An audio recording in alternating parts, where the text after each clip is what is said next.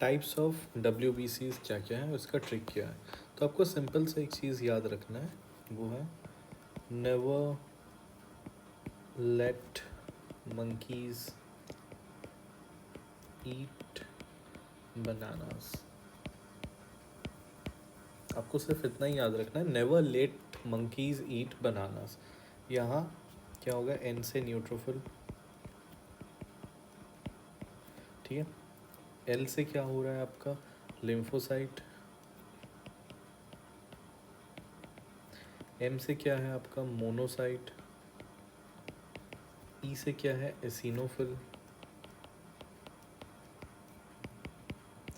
और बी से है आपका बैसोफिल।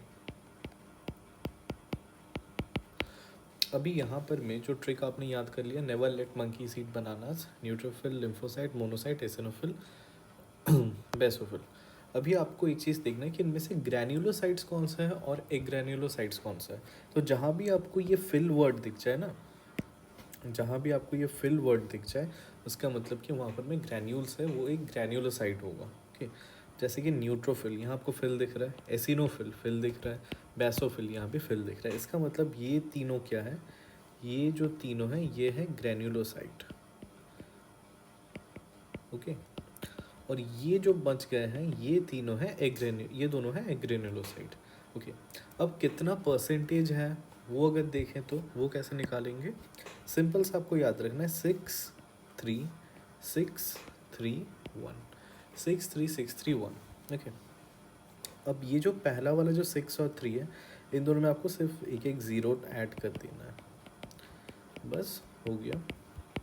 तो सबसे ज़्यादा अगर बॉडी में हमें क्या मिलता है, न्यूट्रोफिल, कितना, 60।